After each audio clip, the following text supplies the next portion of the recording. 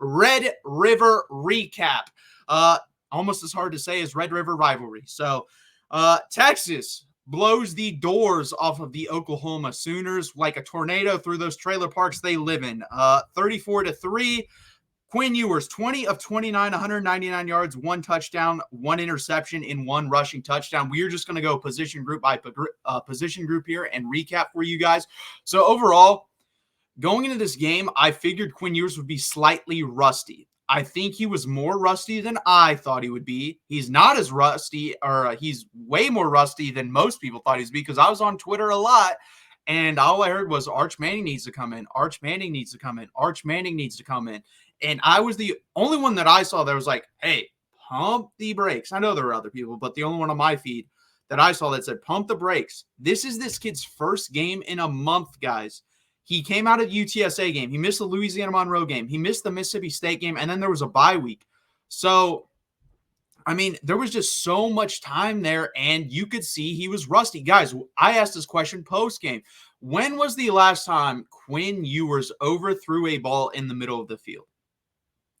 It's been a damn long time. I think it's his freshman year. I don't remember any throw last year of where he's targeting someone in the middle of the field and he overthrew it. Usually he lives in the middle of the field, and he's usually super accurate, 22, 23 yards and in. His deep ball, or I should say 25 yards and in, super accurate, like 70+%. Anything over that gets a little bit dicey, but still pretty good. And he just sailed that. A wide open dig route to Matthew Golden sailed like 4 yards over his head. Billy Bowman comes up with the interception, and OU is off and walking, I guess, because there was no running by that offense. But they were able to score on that one drive. But other than that throw by Quinn Ewers, I don't think any throws stood out to me that were bad throws. There were a couple other things, though. His footwork, it regressed bad. I'm going to be honest with you right now. If that is the footwork we see from Quinn Ewers this season, then there have been no improvements.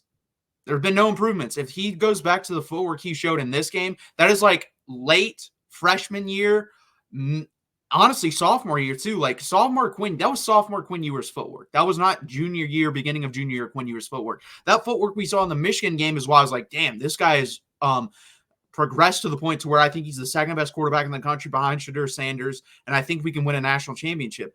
If he does that again, like he did in the Oklahoma game with his footwork, this team's not going to win a national championship with him at quarterback. So I'm hoping that was a one-game thing, and it was just a regression because, honestly, things were moving too fast, and it kind of just slipped his memory. That's the thing about the Michigan game. Things were moving so slow for him, and you could tell his footwork was beautiful, the movement in the pocket, and then the step up in the pocket and delivering beautiful balls. And he did not do that versus Oklahoma. You saw overthrows, then you saw that most because of the bad footwork. The decision-making wasn't as bad as 2 years ago, or from last year versus Oklahoma, because again, that department, he definitely has gotten better at, but the footwork has to go back to what it was earlier this year. If it goes back to what it was last year, we're going to be in trouble, guys. We're going to be in trouble in certain games and certain situations. So I'm hoping that's just a one-off thing. The other thing is, things seem to be moving too quickly. And again, I think that's more rust. I'm more concerned again about the footwork. That was the biggest thing. But those are the three things I saw from Quinn Ewers. The overthrow in the middle of the field, which you don't see, I think was rust.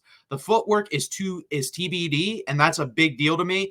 Number 3 was the decision-making, which overall was pretty good. It wasn't great, though. And I think, again, that was rust. I'm hoping the footwork was just a rust thing, guys. But I think if we go back to Quinn Ewers doing what he did earlier in the year, I think we'll be fine. I think we'll win most of the games, if not all of them, left on our schedule. I think this team is that good, and they showed that. And we'll talk about the running backs next before I get into your comments and questions.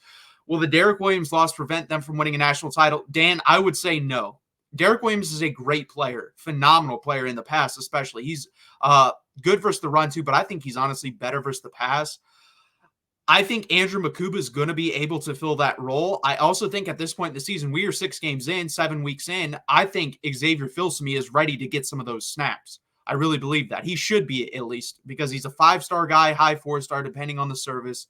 And he has enough time under his belt to where I think he can play somewhat of a role. I'm not going to say he's a big role, but Taff, Makuba, and those guys back there should be enough to be able to win a national championship. Michael Taff has made strides. Andrew Makuba has been pretty damn good this season. Didn't do much in the Oklahoma game. But Derek Williams is a big piece. Not going to say he's not, but I don't think he's a factor when it comes to can this Texas team win a national championship or not. I honestly think there's very few guys where it's like he's out, we can't win a national championship. I'm going to say left tackle Kelvin Banks. I'm going to say either linebacker, Anthony Hill or David Benda. If we get hurt there, we could be in trouble. Then again, Leona Lafau is playing really good football at the linebacker position, so that may not be the case. One of the cornerbacks, too. If we lose Manny Muhammad or Jahdae Barron, that is a gigantic loss. Like, we cannot lose either of those. I honestly think our three most important players are probably Kelvin Banks, Manny Muhammad, Malik Muhammad, and then Jahdae Barron injury-wise, because we're thinner at those positions. And I just don't know how we would do losing one of those three guys. I honestly, Quinn would probably be fourth for me because I just don't know for a whole season if Arch Manning's going to be able to win a national championship. Do I think he can come in certain games and produce? Yes, I do. Absolutely. We already saw that. But to beat like an Ohio State, to beat an Oregon, to beat a Georgia we were playing this week, I don't think Arch Manning's ready for that. That's just my personal opinion on that. I tweeted on Twitter that year 3 Quinn is ahead of year 2 Arch. But if I'm going year 2 Arch versus year 2 Quinn, year 2 Arch is better than year 2 Quinn. Year 2 Arch is way better than year 2 Quinn. But I think year 3 Quinn is slightly edges out Arch Manning. That's my opinion on that. Now, let's get back to this Red River recap and talk about the running backs. Trey Wisner is the starting running back of this football team. I wasn't willing to say that as adamantly as I just did after the Mississippi State game. I said Jaden Blue just needs to get his shit together and stop fumbling the football. Funny enough, Trey Wisner does fumble in the football in this game, and a hell of a hustle play by Silas Bolden sticking with the play and then beating Danny Stutzman to the corner in the end zone. But Trey Wisner is the better running back at this point. He had a higher yards per carry coming into this game, and it only got better. He averaged 9.1 yards per carry, which I believe was the best of any running back this year. Other than the fumble, which he learned from. If you guys noticed, it was the exact same play. He goes in, he fumbles, Silas Bolden recovers. The next time, Michael Hawkins or Taylor Tatum, I forget which one that was. I think it was the Taylor Tatum one. Derek Williams knocks the ball out of Taylor Tatum. We get the ball. We run the exact same play. Trey Wisner scores. And this time when he goes in the end zone, he literally dives head forward and covers up so he cannot get the ball punched out. So we learned. Whereas, no offense, Jaden Blue has shown me he has not learned from fumbling. He is fumbling every 38 snaps up to this point. It might be higher now because he did have 10 snaps without a fumble. But probably every 40 snaps he gets the ball, or every 40 touches, he fumbles. That is unacceptable. It's not good enough. So that's why I'm saying Trey Wisner, to me, is the best option at this point. Running the ball, especially outside zone, split zone. You saw that a lot. He was phenomenal. He waited for the blocks. He hit the hole. And then when he was one-on-one with the defender, you saw that multiple times with Trey Wisner. One-on-one with the defender, Trey Wisner was able to make them miss in the hole and be able to take off for a big gain. Also, no one talks about this, and I didn't even really talk about this. The physicality that he seems to bring. He did it in the Michigan game. He took on a guy on the sideline, bam, then hit him, and then walked out of bounds. Did it in this Oklahoma game. Took on a guy, bam, hit him, and then finally went down. But he is delivering blows, guys. He's not the one taking these blows. He's delivering them. And I don't know if his body can hold up with – he's only getting 13. If he can get 13 to 15 touches running, I think he can hold up with that. Anything more than that, I don't know if his body can hold up. But I do think he is the best running back on this team. I do believe Trey Wisner is the best option we have at running back on this team. Honestly, number 2 is up for question. I don't know if it's Jaden Blue or Jarrett Gibson. They seem not to trust Jarrett Gibson. He only had 1 or 2 carries in this game. So to me, they trust Jaden Blue more. So if the coaching staff trusts him more, I'll go there. But Trey Wisner, up until further notice, to me, is number 1 running back on this team. And, I mean, I was wrong. I said going into the year, Jaden Blue was going to be number 1.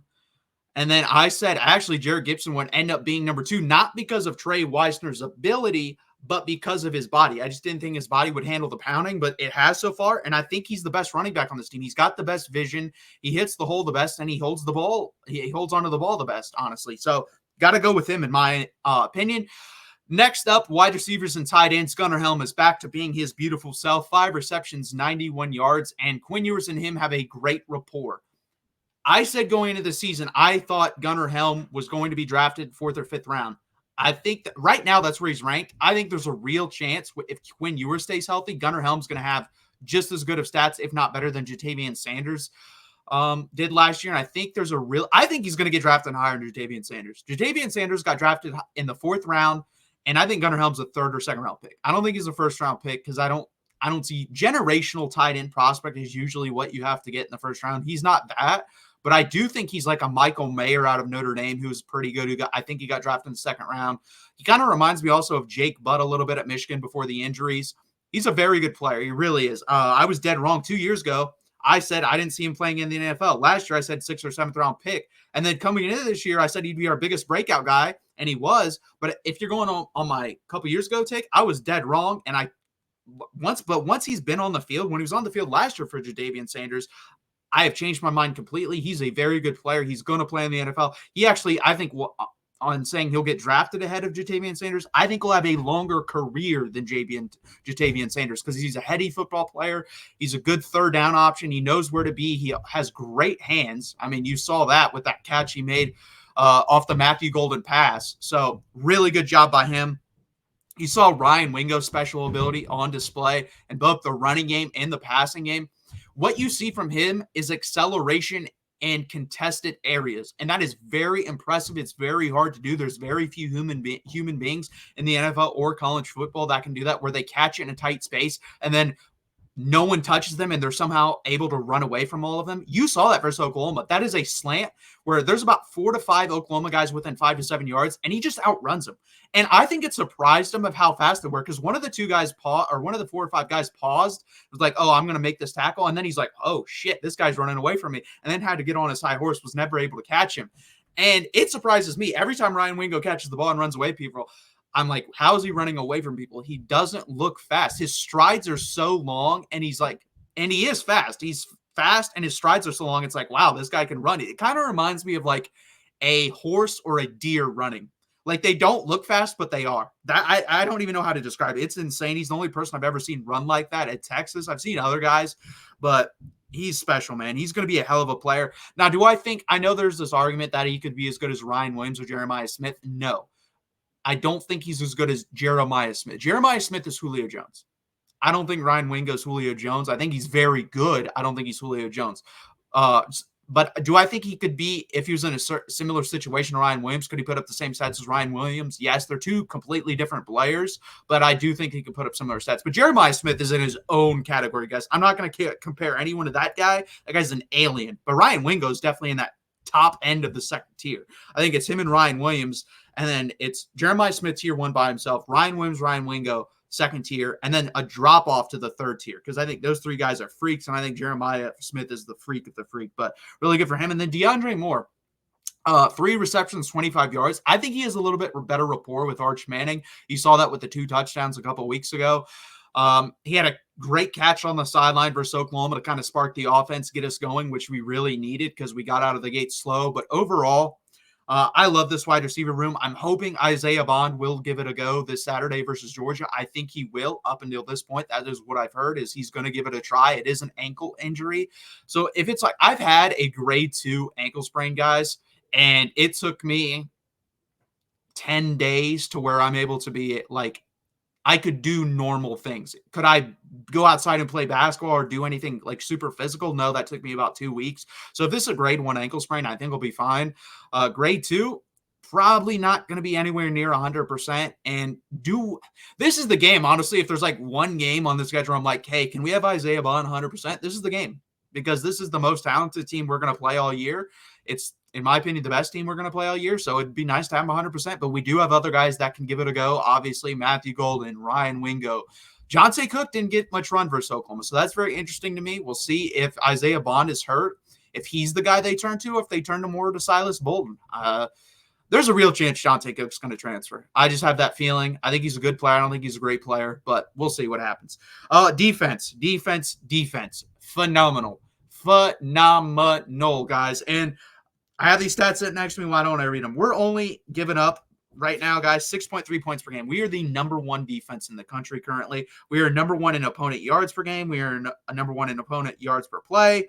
We are number 1 in red zone scoring. We are number 1 in third down defense, I believe, as well. We are number 1 in opponent passing yards. We are number 1 in a lot of key statistics. Sorry, we are 8th in third down defense. Number 1 in opponent passing yards per pass. Phenomenal defense, guys. Pete Kwiatkowski's done a good job. I think Johnny Nansen, you've seen a little bit of his flavor in the defense as well. a little bit more scheme versatility. And it's just been really, really good stuff from the defense. Anthony Hill had a great game, 11 tackles, 2 sacks, 3 tackles for loss. Colin Simmons came in and did what Colin Simmons does because he's one of our 3 or 4 best defenders already as a freshman. 5 tackles, 1.5 tackles for loss. Almost got a sack. Anthony Hill actually got the sack on that play. And then 5 sacks and 11 tackles for loss as a team, just getting after it. Held OU to 148 yards passing, and then they only had 2.3 yards per carry. So really good job by the defense. Anthony Hill in the role was perfect. You saw a lot of the times they had 1 spy, a lot of the times they had 2 spies. He was always one of the 2 guys, and basically he read Michael Hawkins when there was a gap or gap open of where someone could go. He hit the hole, ran him down, or he waited for him to escape the pocket and chased him down. He did a phenomenal job doing it. And that's the thing. So people are giving Gabe Eichert shit, and I don't think Anthony Hill is our worst player in our front 7. I don't. I actually think Alfred Collins might be our worst player in our front 7 right now, which is pretty crazy to say because he's probably going to get drafted in like the 3rd or 4th round. But Anthony Hill for that game was going to be the best player. If the goal of the game is, hey, Anthony Hill, go watch their quarterback, and then when he moves, go get their quarterback, there is no other linebacker in America that will go, that's 6'3", 6'4", it can move like that and chase someone down like Michael Hawkins. So in that game, he was our best player because guess what? If he's just reading a 1-read play and then going and getting them, he's a phenomenal athlete. I do agree with the point of Gabe Eichert. What he was trying to say is he sometimes gets lost in more complicated schemes, kind of runs out of place. That can happen to Anthony Hill. It does happen. You will see it on tape. It'll probably happen versus Georgia this week. But if you're just saying it's 1 read and Anthony Hill go get it, probably one of the best players in the country at doing that, if not the best. So he still needs to work on realizing what he sees in front of it, breaking it down, and then going to get it. But if it's just read and react, he's phenomenal at it, and you saw it in this game. We brought a little bit more pressure. I saw some more stunts in this game than we have, and that's because we were playing our best opponent up until this point. Maybe not. Honestly, after watching them, they're probably our 2nd best opponent. I still think Michigan's our best opponent that we played so far. But going into this game, I think we all thought Oklahoma would be our toughest test of the season so far. I'm not saying for the whole season, but so far. And that proved not to be the case, but we definitely brought out some plays that we hadn't been doing. And overall, just a phenomenal game from Texas. Really proud. I thought overall we played like a C+ game. I said C- post game. I got a little bit caught up in emotion as you're going to. That's why I go back and watch this and break it down now for you guys so I can see things more clearly. I think it was a C+ game. I think the offensive line played really well. I think the running backs played their best game of the season, especially Trey Wisner. I thought the wide receivers could have been a little bit better, help Quinn out in certain situations. I thought Quinn could have been better. Defense was phenomenal. They get an A. Special teams, Burt did miss a kick. They get like a C, honestly. So that's why I'm thinking C+. And to win a game versus like the 40th best team in the country, I don't even know what. Like that's the thing. During a normal season, this Oklahoma team is probably like the 40th best team in the country, 50th best team in the country, somewhere in between there. This season, that might have been the 30th best team in the country there. So that might have been the 25th best team in the country. It is a down year in college football. It really is. And people need to realize that because right now, there's no elite teams. If Texas goes out and beat Georgia this week, I will say we are the elite team that everyone's chasing. But if we don't win this game, there's literally no elite teams. And people will say Oregon. Guys, Oregon almost lost to Idaho and they almost lost to Boise State. They're not an elite team. Elite teams don't do that. Michigan last year didn't almost lose to Bowling Green and whoever they played. They almost lost to Idaho, who is not going to win the FCS. So, no, they're not an elite team. Texas goes out and takes care of business versus Georgia. They will be the one elite team so far this year. Is there room for growth? Yeah, there's probably about another week or two where a team could jump up into that category. But after about week 8, you are what you are. There's minute details you can fix, but there's not much you can fix. This defense reminds me so much of 2005 defense, extremely good at all positions and very deep. Yes, I do think this is a special defense. Kirby Smart actually said this. I recommend go watch his press conference. He said this. This is the most complete team we have faced here in a couple years. That's what he said. And I completely agree. There's no, you look at this Texas team and there's where is a true weakness? Are there weaker points on this team than other points? Of course there are. There's a weakness of every team. But is there our weakest point is our running backs, and Trey Wisner, if he plays like he did Saturday, that's not really a weakness. It's a weakness, but it's not that bad. So Yes, this team is special as a whole. Defensively, you have good safeties, you have really good cornerbacks, you have good linebackers, you have great edges, and you have good defensive interior. I still think the defensive interior is a weakness because you don't get much pressure there, but they do a good job versus the run. And I think you kind of saw that from Oklahoma. They actually wanted to run on the edges, what kind of surprised me. And they did pretty good early on, but I think Texas thought, hey, they're going to try to run it down the middle, and they didn't do that at all. They said, nope, we're going to run on the edges. And then the Texas edges were crashing early on, and then they realized what was happening. They didn't crash as hard. They were able to read the play, so it's going to be very interesting. Best non-Bama team Kirby has faced this decade. Maybe the Stroud Ohio State team. Yeah, I think that Ohio State team. I'm not going to say that because CJ Stroud was out of his mind that game. He's basically doing what he's doing in the NFL now. That was definitely his best college game. And then you have one of the best wide receiver prospects in the past decade with Marvin Harrison Jr. And our offensive line is better than that offensive line for sure. And our defense is better than that defense. But the quarterback and wide receiver combination, it's not even close. Like Ohio State kills us there. They do. I'm sorry. CJ Stroud is phenomenal. So I'm not going to go all out on that. But I do agree defensively we're better than that team. And I think offensive line, we're definitely better. I think this Texas offensive line, if it continues what it's doing, is one of the best offensive. I'm going to say it's the best offensive line of the past 10 years.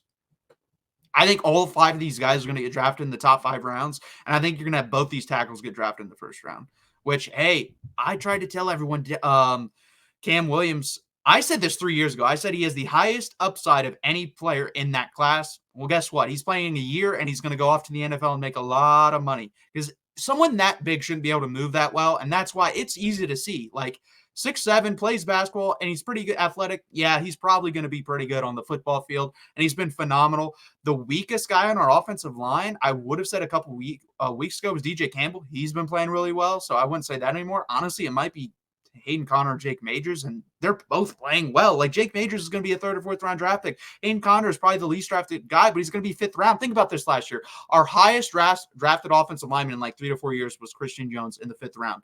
Our lowest drafted lineman on this offensive line will be Hayden Conner, which will probably be the 5th round.